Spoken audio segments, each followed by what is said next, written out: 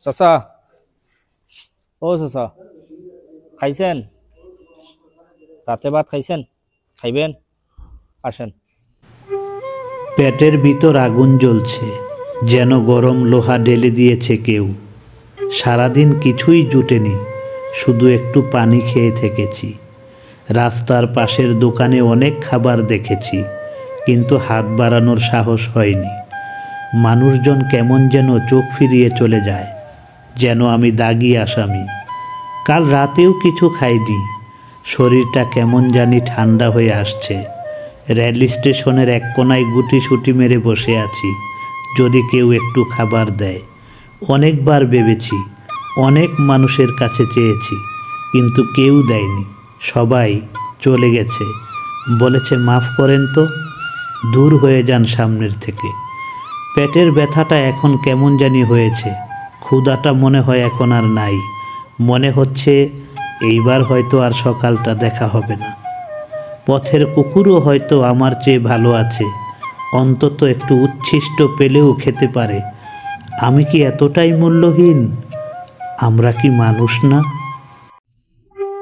এই কথাগুলো সিলেটের কমলগঞ্জ ভানুগঞ্জ রেল স্টেশনের প্ল্যাটফর্মে ক্ষুধার্ত অবস্থায় শুয়ে থাকা এক বাবার আর্তনাদের কথা বলতেছিলেন হৃদয়ের মৌলভীবাজার পেজের অ্যাডমিন শওকত ভাইয়ের সঙ্গে।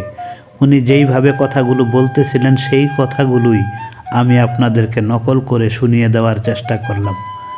মানুষ কতটা কষ্ট পেলে একটা কুকুরের সঙ্গে মানুষকে তুলনা করতে পারে, আমরা মানুষ হিসাবে লজ্জিত। আপনারা সবাই সব কিছু দেখেন এবং বোঝেন।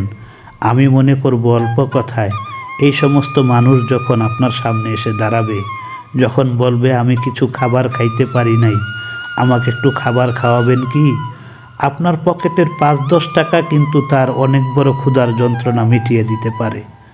অন্তত তাদের হাতে টাকা না দেন, আপনি নিজে দাঁড়িয়ে থেকে একটা পাউরুটি আপনি ১০ টাকা ২০ টাকা খরচ করে এক কাপ চায়ের সাথে একটা রুটি খাইয়ে দেন, এক প্যাকেট বিস্কিট খাইয়ে দেওয়ার ব্যবস্থা করেন। আশা করছি মানুষের কাছে দোয়া পাবেন। এই সমস্ত ছিন্নমূল মানুষদের হৃদয়ের কথাগুলো, তাদের ভিতরের গল্পগুলো জানানোর জন্য হৃদয়ের মৌলভীবাজার পেজের অ্যাডমিন শওকত ভাই ছুটে যান প্রতিদিন প্ল্যাটফর্মে। বাস স্টেশন, রেল স্টেশন, সেখানে শুয়ে থাকা মানুষদেরকে ডেকে ডেকে খাবার খাওয়ানোর চেষ্টা করেন।